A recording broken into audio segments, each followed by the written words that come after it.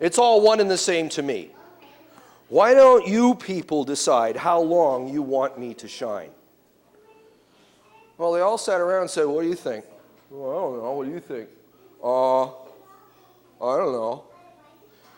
There were two animals, though, that had definite opinions. One was the bear. There are two things that bears really like to do. Bears like to eat, and they like to sleep.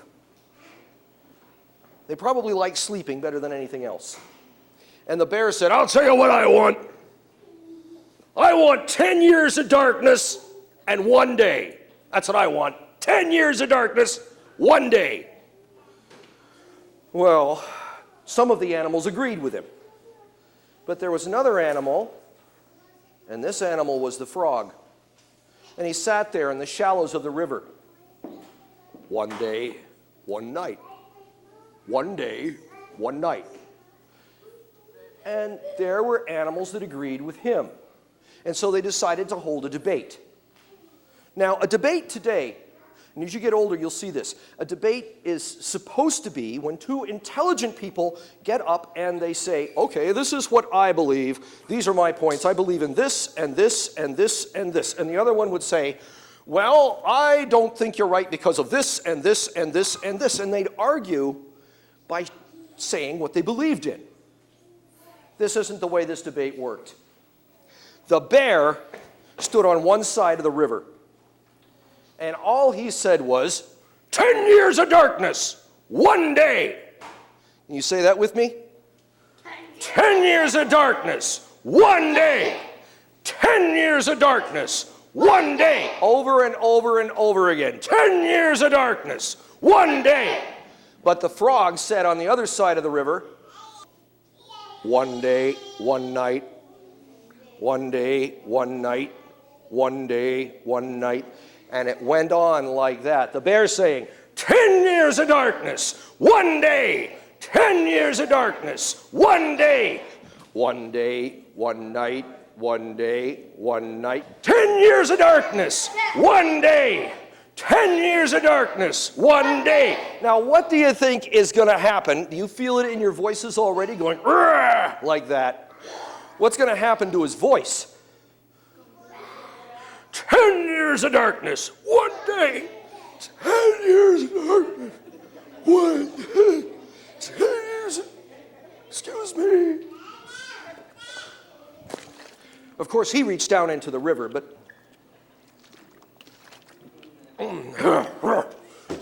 10 years of darkness, 1 day. 10 years of darkness, 1 day. And the frog, 1 day, 1 night, 1 day, 1 night. 1 day, 1 night.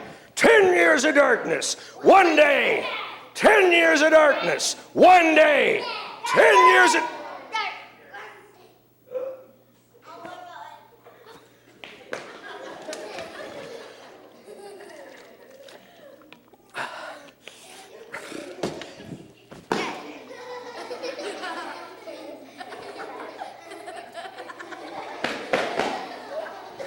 And the frog, 1 day, 1 night, 1 day, 1 night, 1 day, 1 night. Who do you think the sun listened to? The frog. And so the sun agreed. Very well then. 1 day and 1 night. 1 day and 1 night. And to this day, bears are not the easiest creatures to get along with. He's still a little angry that he lost the debate, and you better not wake him up while he's sleeping. Rrr. But every night, if you pass a place where there are frogs, you can still hear that frog. He still hasn't given up. 1 day, 1 night, 1 day, 1 night, 1 day, 1 night. A chicken walks into a library. And the chicken walks up to the librarian and says, "Buck, buck, buck." And the librarian looks at her and gives her 3 books. And the chicken walks out. And the next day, the chicken comes back into the library, puts the books on the counter and says, "Buck, buck, buck." All right, the library gives the chicken 3 more books, and the chicken walks out. And then the next day, the chicken walks back in, puts the books back up on the counter. Buck, buck, buck. Librarian gives the chicken 3 more books, and now the librarian is totally overcome with curiosity. And she follows the chicken out of the library. Follows the chicken out onto the street. And the street becomes a highway. And she keeps following the chicken. And then the highway becomes a gravel road, and she keeps following the chicken. And then it becomes a dirt path, and it leads up over a hill and into a beautiful meadow, and the chicken's still walking, and she follows the chicken. And then the chicken veers off the path, goes down into a ditch, and in that ditch there's a stream. And in the middle of the stream is a great big rock, and sitting on the rock is a great big frog. And the chicken walks over to the frog, puts the books right in front of the chicken. And the frog looks at the books and says, "Read it, read it, read it." They got it.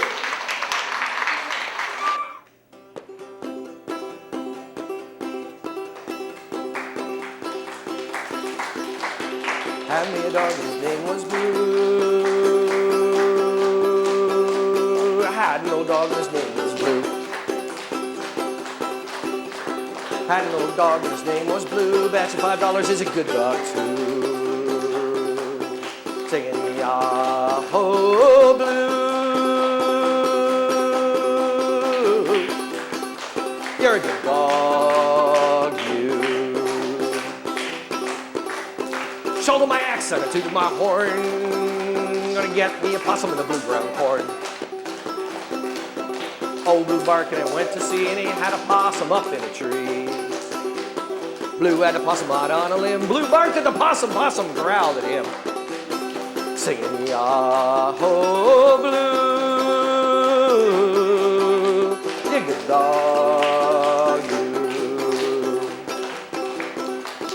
Blue treated a possum. Blue treated a possum in a hollow log. You can tell from that he was a good old dog.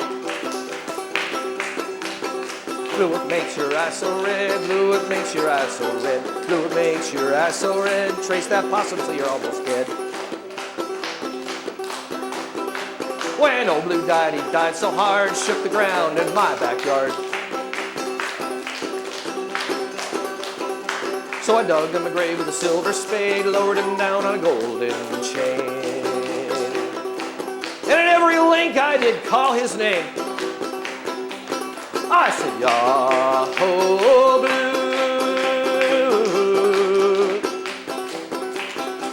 Blue. You good dog, you. Call him with me. Yah-ho, Blue.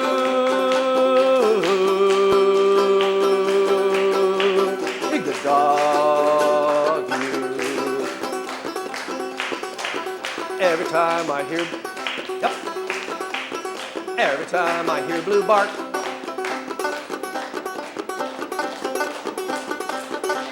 every time I hear Blue bark, every time I hear Blue bark, he's chasing possums in Noah's Ark.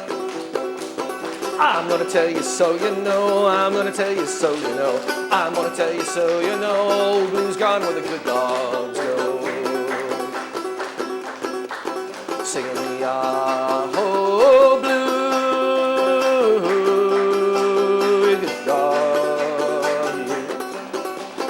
Yah-ho, Blue, you good dog, you. Whew. 2 little mice running across the kitchen floor. They run up to their mother and say, "Mommy, Mommy, help, there's a great big cat, he's chasing us, help, Mommy, help." And Mother Mouse says to her babies, "You stay right here." And she goes up to the cat and goes, "Burr, burr, burr, burr, burr." And the cat goes and runs away. And she comes back to her children and she says, "Now you understand the importance of learning a second language." One day, Coyote was out walking around the countryside, and he saw something that was absolutely terrifying. Coyote saw a group of people that were in a village. And they were sitting around the campfire, and they were eating. And suddenly, he heard a great...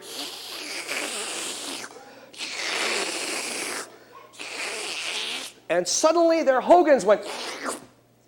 And they all flew away. And then the deer meat that was hanging on the poles all went away. Their weavings all went away. And then one by one, all the people in the village all flew off that way. That way. And Coyote followed them. He chased after them. And you know what he saw? Nobody else would have recognized it. Anybody else would have thought it was just a great big hill with a cave at the bottom. But it wasn't. It was a dirt monster. The dirt monster looks like a hill, but its mouth looks like a cave. And it sits, and it just simply... So if he sees an eagle, he sucks that eagle right into him. If he sees a deer, sucks that deer right into him.